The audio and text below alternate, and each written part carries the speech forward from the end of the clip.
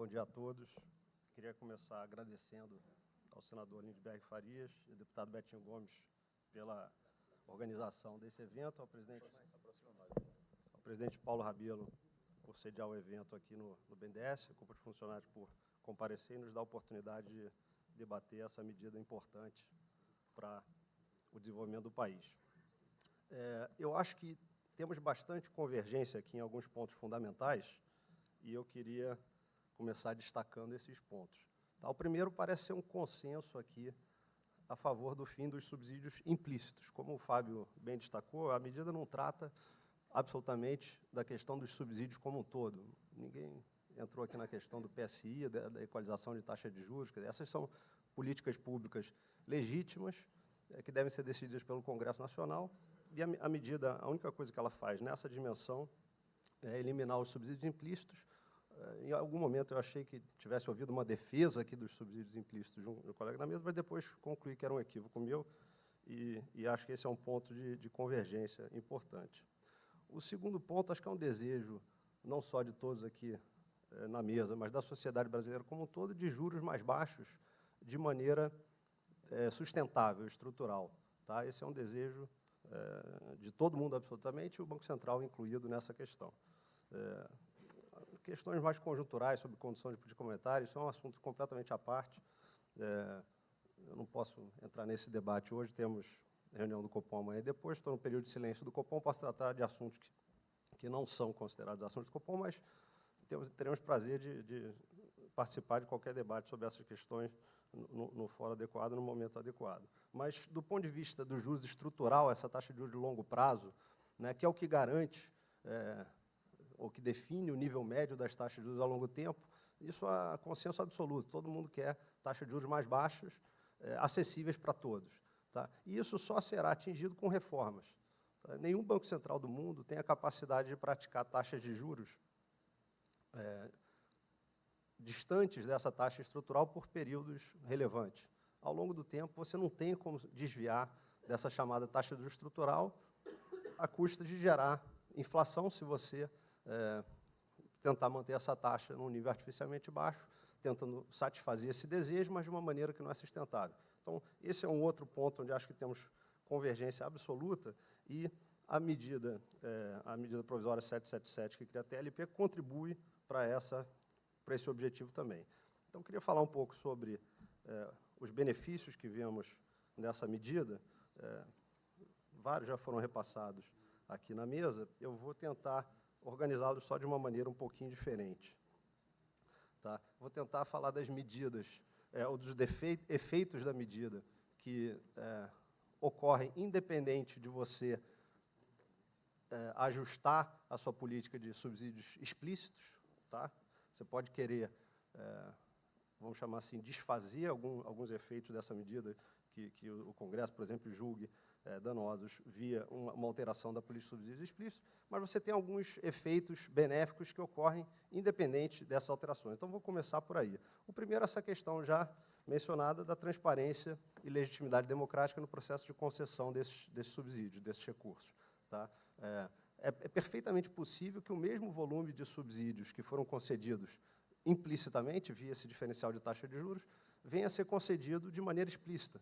É uma questão de se debater isso, julgar meritório, avaliar as prioridades, né, balancear isso, tendo em vista as demais necessidades da sociedade e a limitação de recursos, e decidir fazer uma política equivalente no futuro, isso de uma maneira explícita, democrática, legitimada pelo Congresso Nacional, que é o fórum adequado para a decisão dessa alocação de recursos públicos.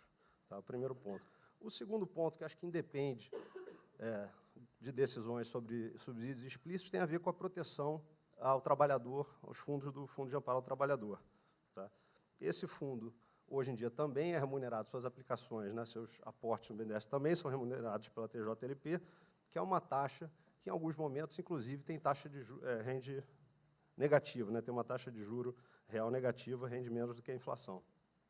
Aqui se trata simplesmente de dar uma remuneração mínima adequada para esse fundo.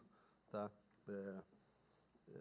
Isso aqui também, de novo, não é um pote, o FAT, assim como vários outros fundos constituídos com impostos, não é um pote de dinheiro mágico que não tem custo de oportunidade. O Fábio aludiu a essa questão. Qualquer recurso público levantado via impostos tem custo de oportunidade, pelo menos o custo do Tesouro, dadas as necessidades de investimento, de gastos sociais.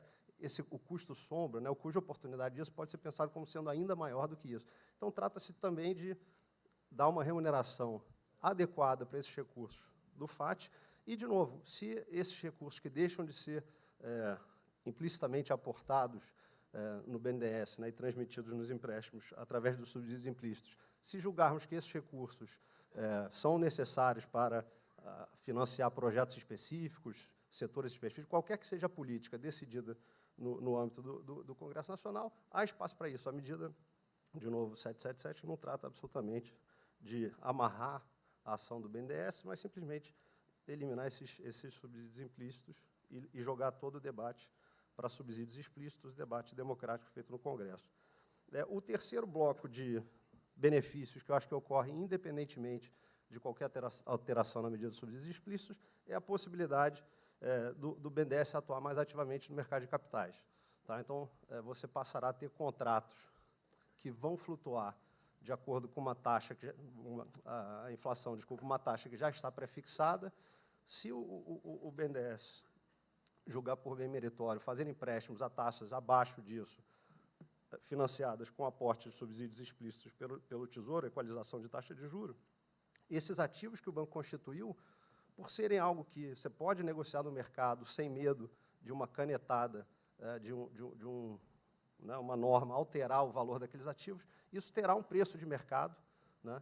Então, obviamente, se o contrato for feito a uma taxa baixa e você for tentar vender no mercado, o comprador vai querer uma taxa adequada. Ele não vai topar, eu topo comprar esse ativo com uma taxa de retorno baixa. Ele vai exigir uma taxa de retorno adequada. Então, isso embutiria uma perda, entre aspas, mas é exatamente o valor que seria equalizado via taxa de juros. Então, a capacidade do banco de securitizar seus ativos e fomentar o desenvolvimento do mercado de capitais fica inalterado, independente de qualquer ajuste na política de concessão de subsídios explícitos que possa ser decidida pelo Congresso no futuro.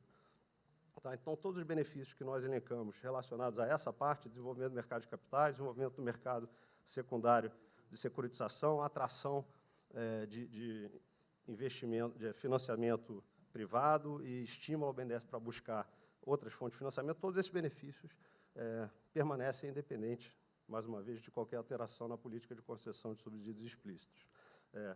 E aí passamos para os demais benefícios que nós elencamos, que tem a ver com redução potencial de subsídios, se isso for julgar que, de fato, houve um excesso no volume dessas concessões de subsídio, e isso acabasse reduzindo no processo de debate no Congresso, isso será absolutamente legítimo, será uma escolha feita pelos representantes da sociedade. Então, não temos que temer uma possível redução do volume de subsídios explícitos no futuro, porque isso terá sido uma decisão legítima, democrática, feita pelos nossos representantes no Congresso. Tá? O segundo ponto, referente à maior potência da política monetária e redução, efeitos disso sobre redução da taxa de juros estrutural, o Fábio já fez os pontos, não vou entrar no detalhe.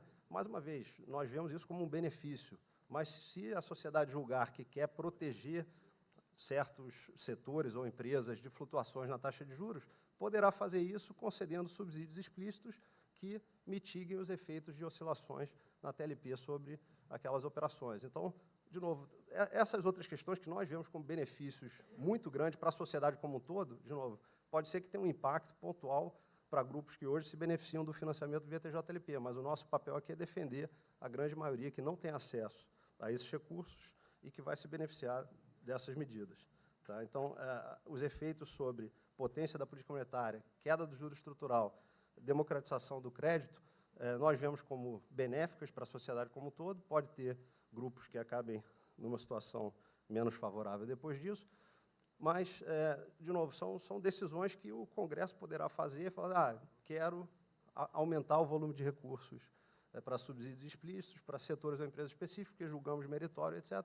Perfeito, para aquelas empresas e setores, esses canais aqui vão estar mitigados, não vai ter potência da política monetária para esses créditos, onde o subsídio, entre aspas, desfaz o efeito da transmissão via TLP, mas isso terá sido, de novo, uma decisão legítima, democrática do Congresso Nacional.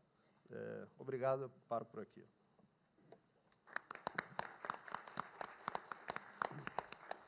Eu agradeço, doutor Carlos Viana.